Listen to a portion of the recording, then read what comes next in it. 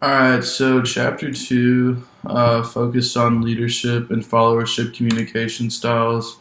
I thought that this chapter was pretty interesting in itself. It's these reads are becoming more and more interesting as we move forward. I'm really starting to enjoy this book for what it is.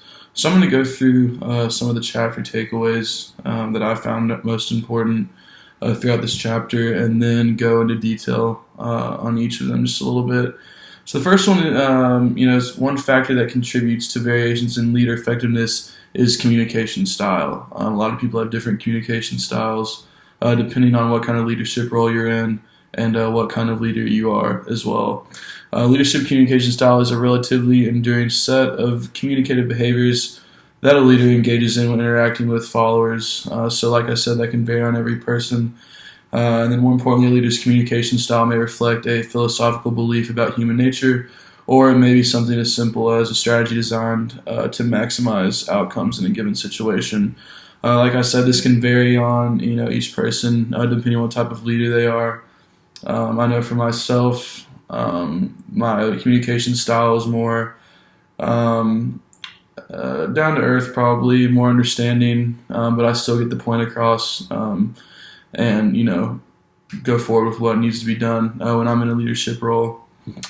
Something else I liked that I looked at was the democratic leaders engage in supportive communication that facilitates interaction between leaders and followers.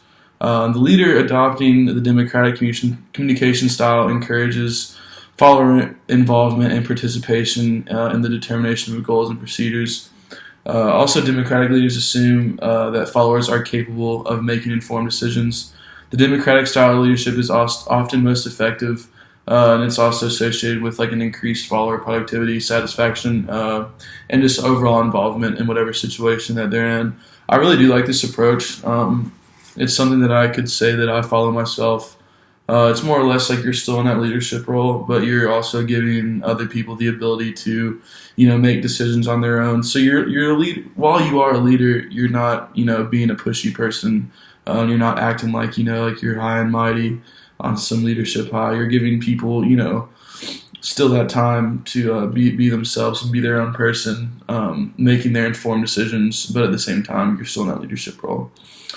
So another interesting, form of leadership communication was the laissez-faire, I think that's how you say it, form of leadership communication. Some people refer to it as non-leadership. Just depends who you're talking to. Like I said, everyone has different leadership styles. So to me, it is an ineffective version of leadership communication. Because it involves, the abdication of responsibility on the part of the leader.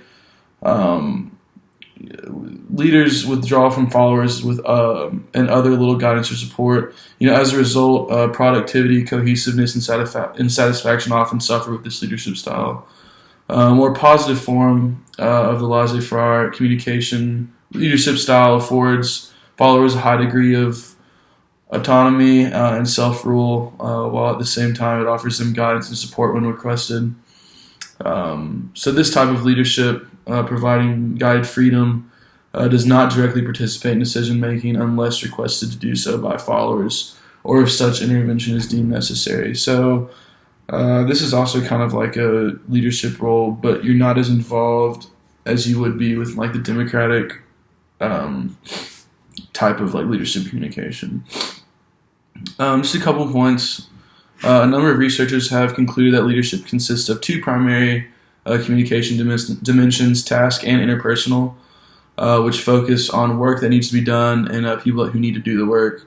In recent times, change-oriented communication has emerged as a third dynamic to the two. So change or development-oriented communication fosters innovation and change. Going off of that, several models focusing on task and interpersonal dimensions of leadership have been developed.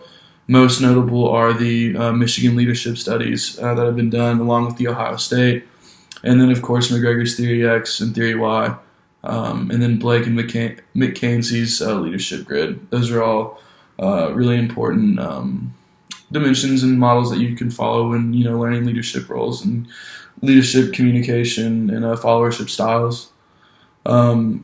So now we could talk more or less on like followers. So followers, like leaders, need to understand their communication styles to carry out their roles successfully. That goes with just about every person, whether you are in a leadership position or in a lower position, a follower position. So engaged followership, exemplary followership, and the 4D followership model are three ways to categorize follower styles.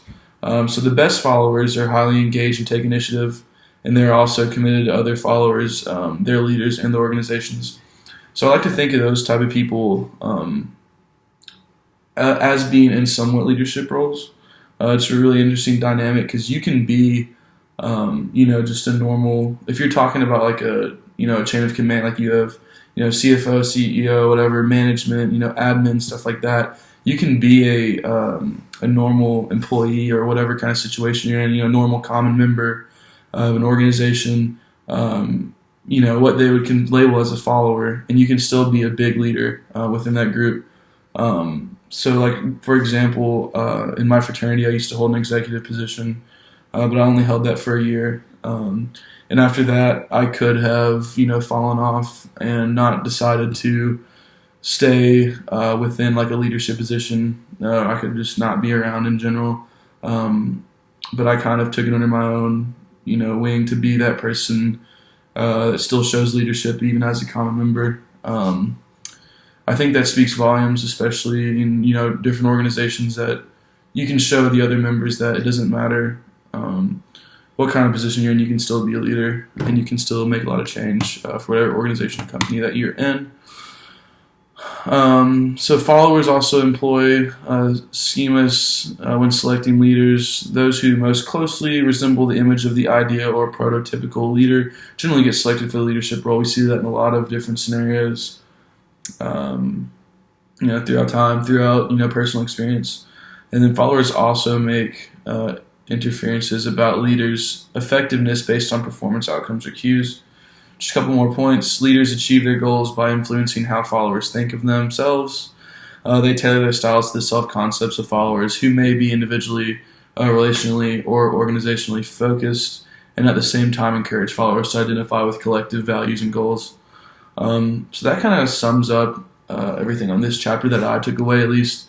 I think it's really interesting that while it touched on leadership, communication styles, it did also focus on followership because that is a really important dynamic, to leadership roles in itself. Like I said, you can be a follower and you can still be a leader in a situation. You're just not necessarily named the leader of, whatever organization or company that you're in. But it is important to know, I think everyone should have the attitude that, while you are a common folk, you could say, in whatever situation that you're in, that you still have the sway, the say, all that stuff to be a leader. So yeah, that's chapter 2.